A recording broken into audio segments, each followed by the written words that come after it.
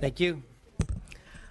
Good morning. Addie Myers on behalf of the California Association of College Stores. As mentioned earlier, in the Zero Textbook Cost Degree Program, we were hoping to see college stores named in the multi-member team approach outlined in the language. We hope we can work with the committee as this item moves forward and have that simple amendment included. Thank you. I'm Barbara Barron, co-director of the California EDGE Coalition. We're a coalition of employers, labor organizations, the California Workforce Association, social justice organizations. As such, we strongly support the governor's decision to put $200 million in new money into career technical education. However, we remain deeply concerned that the governor's proposal will create still another regional intermediary, of which there are now many, the WIBs, the Adult Ed Consortia, the Career Pathway Trust Consortia, the CTE Consortia, and more. And we also worry that the proposed new collaboratives are too far off the ground to guide the development of career technical ed programs and curricula. We'd instead task the existing CTE consortia with that goal and instruct them to coordinate with the WIOA planning process. And we'd also make the distribution mechanism simpler and more direct. There's been a declining investment in CTE over the last several years, and we would like to see the monies to rebuild those programs. Thank you. Mr. Chair and members, Sean Conley with University of California Student Association. Just want to echo our support for both the budgetary asks of the university and that of what Ms. Cochran outlined from the Institute for College Access and Success. Thank you.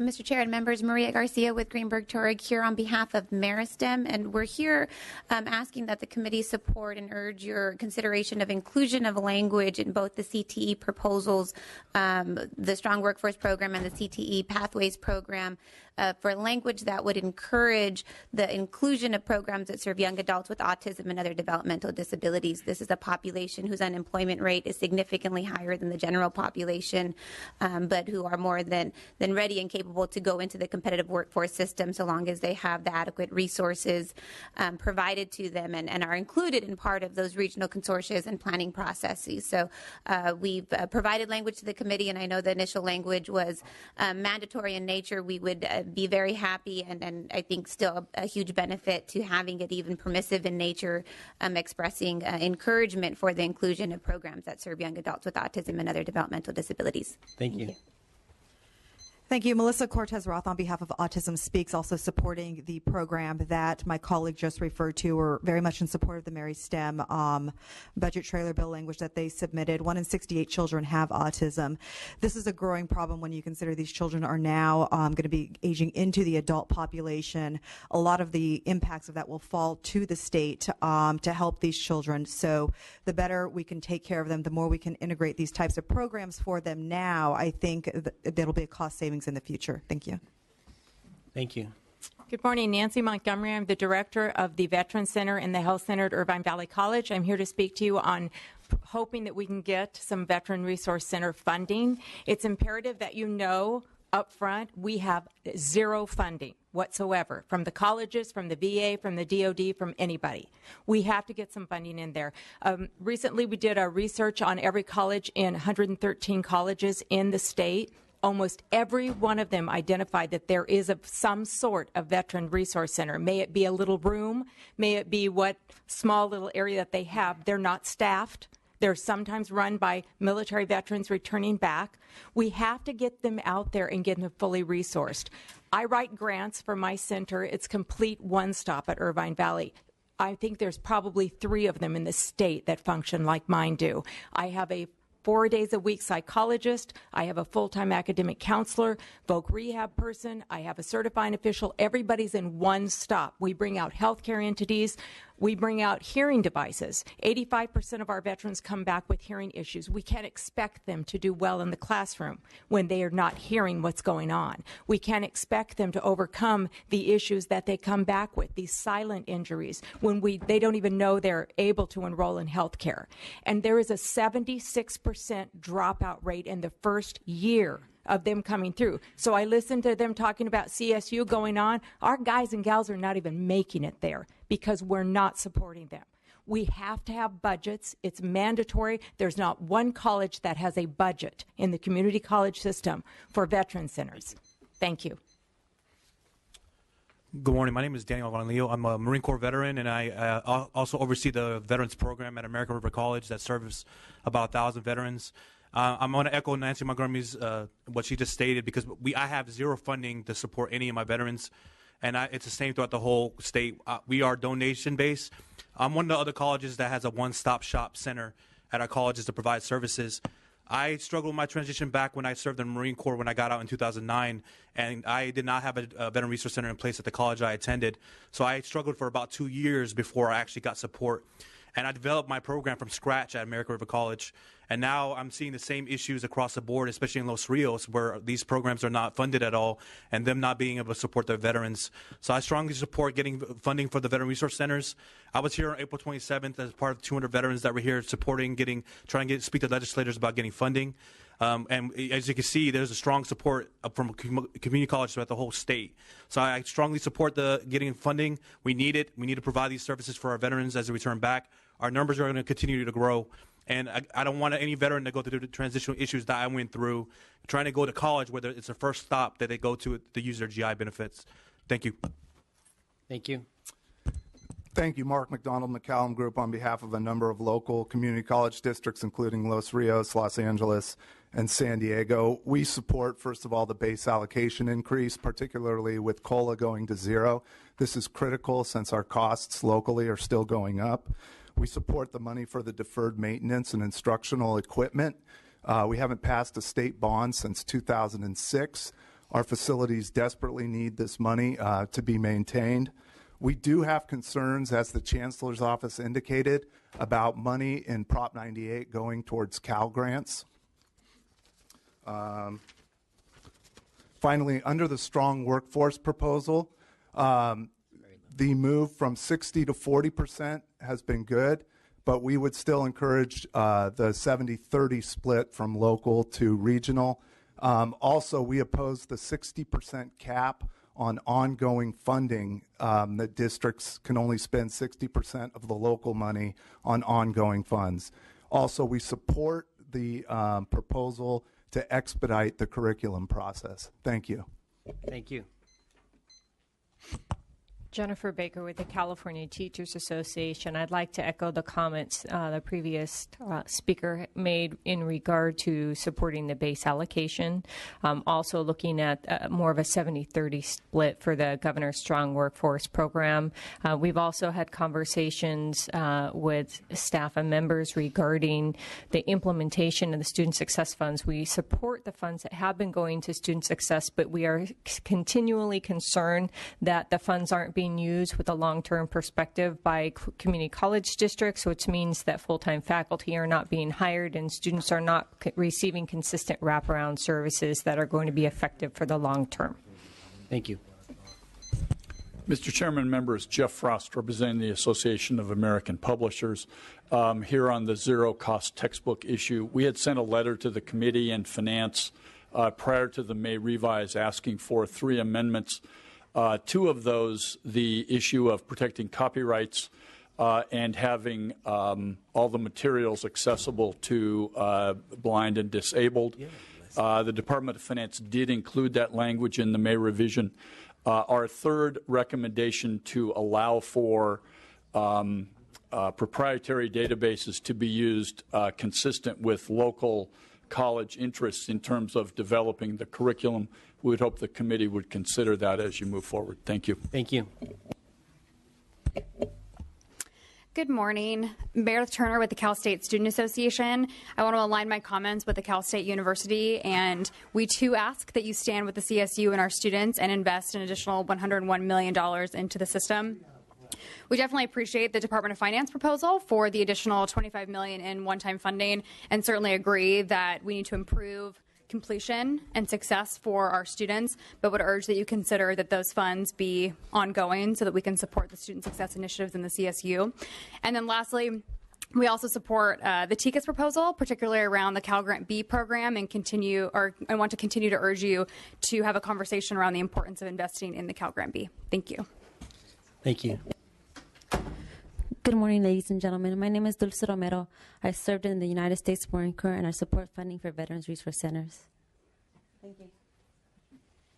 Good morning, ladies and gentlemen. My name is Brittany Good, and I served in the United States Marine Corps for 4 years. I support funding for Veteran Resource Center. Thank you. Good morning. My name is Jacob Murray, Army veteran. I currently am a student at American River College. I support funding for the Veteran Resource Centers. Based on my personal experience, I've experienced college without these centers, where we were just turning in a slip of paper. And I've now experienced it with the one-stop Veteran Resource Centers. And I can tell you these are in desperate need at the community colleges. We need the funding for it. They help returning veterans drastically, and we need the money. Thank you. Good morning. Larry Glizio, President and CEO of the League. We represent all 72 districts and the leadership, the trustees and CEOs. And I just wanted to respond to this and your comments, Assemblymember Irwin.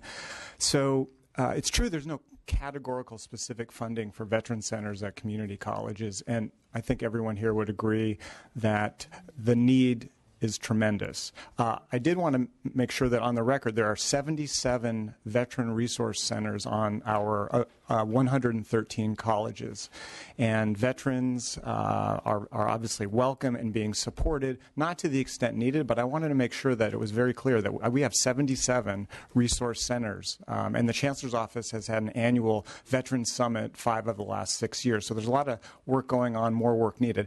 And so secondarily, obviously, we strongly support the $75 million base augmentation funding. And when you get back to Veteran Center, this kind of these dollars allow the community colleges, for example, those that do not have the veteran centers, to expend those monies, and they can focus on the local needs there.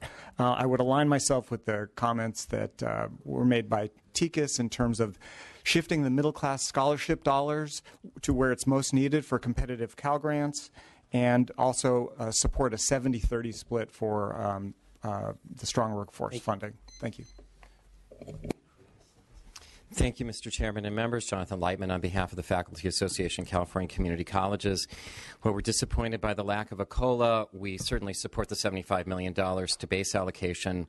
On the workforce, we would also recommend the 70-30 split, at least as an option, but we would consider that to be more beneficial than what's being proposed. And we also would seriously question the 60%, what we would consider an arbitrary cap on the ongoing amount from that going to the districts. Our concern is stability in these programs, and limiting to 60% ongoing, we would believe, would actually compromise that. Thank you, Mr. Chairman, for mentioning the issue of full and part-time faculty. We have to look at this budget by saying, do we advance what we do, which is teaching and learning? And that involves faculty. 56% credit instruction taught by full-time faculty is too low. Our part-time faculty are not sufficiently supported.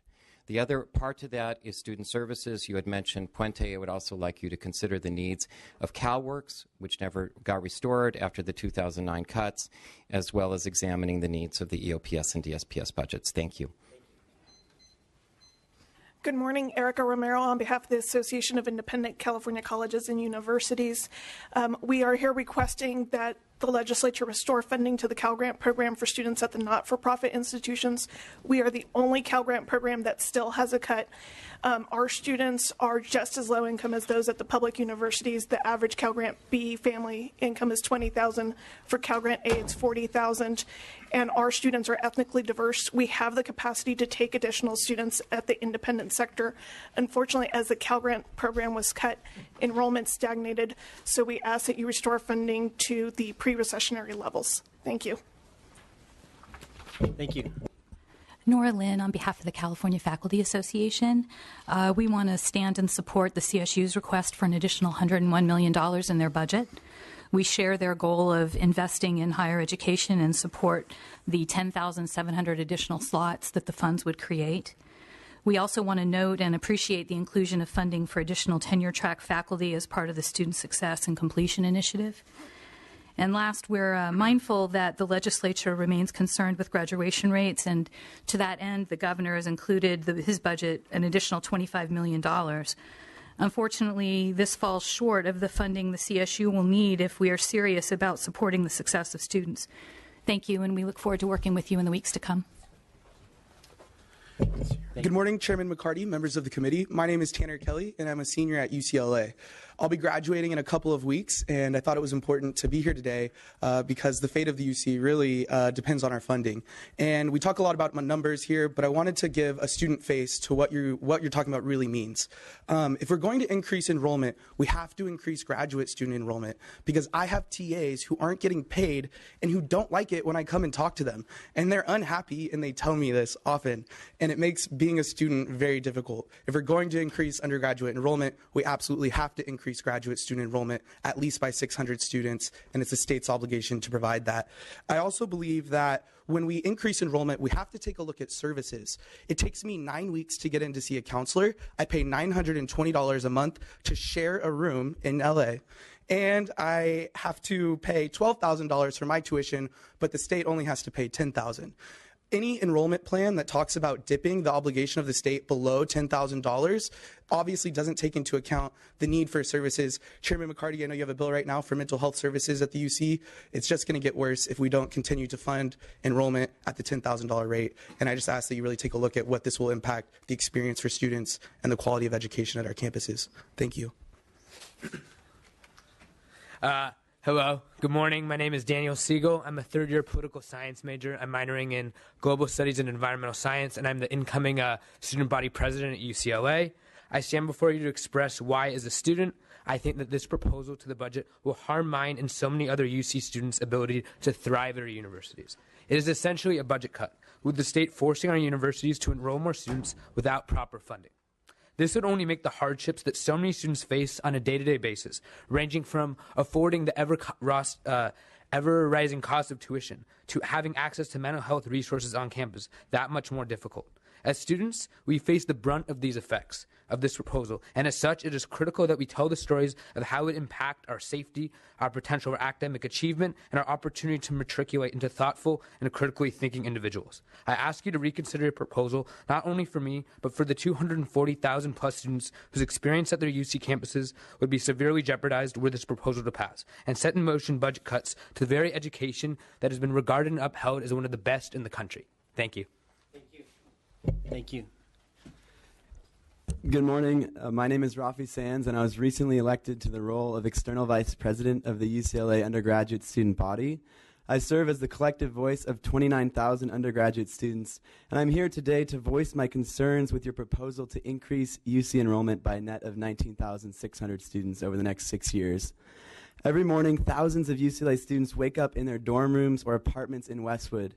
They head to campus, they have breakfast in university dining halls, they stop at the university-run athletic center, they pick up their medications from the university's health center, and they study for exams in the university's library.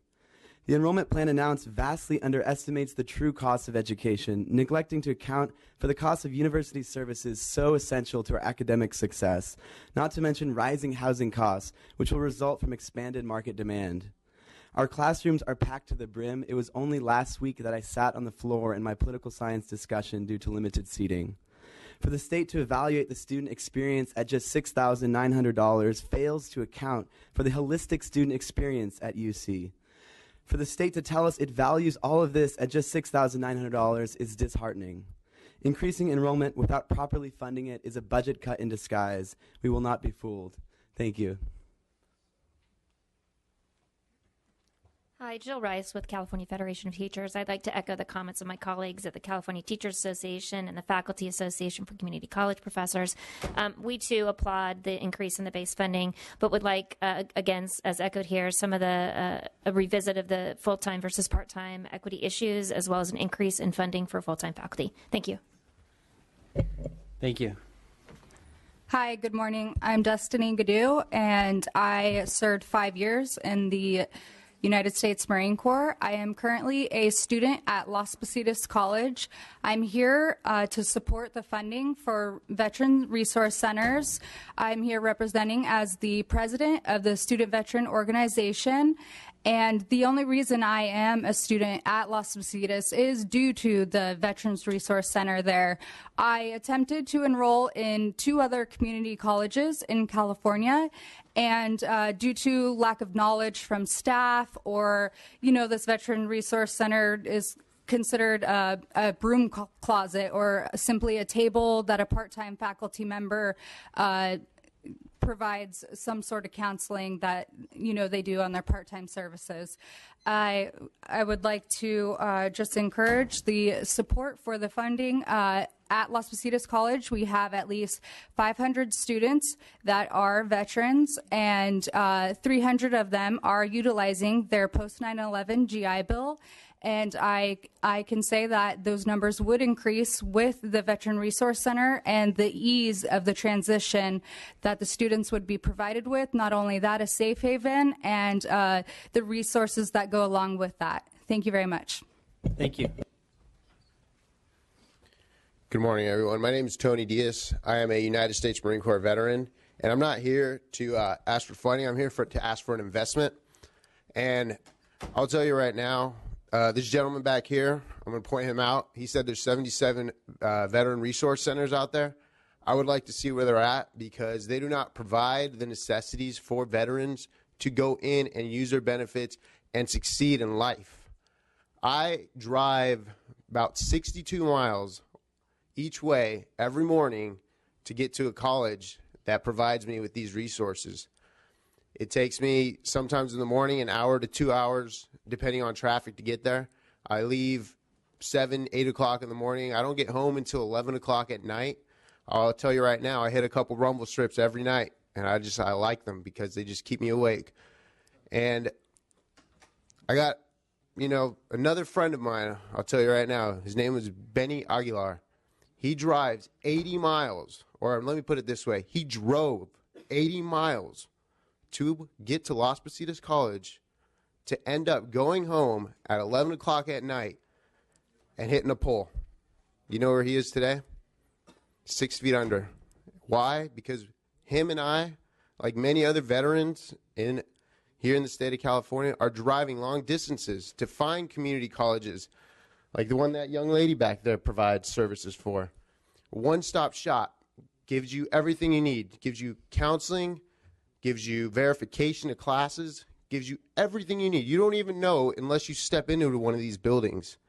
And I'm talking about, it's not a huge building. It's a place as big as this right here. And one great thing that they provide is counseling, employment. That's why I'm saying this is an investment. You're investing in this center. You're not funding it. You're investing in it. And with an investment, we ask for a return.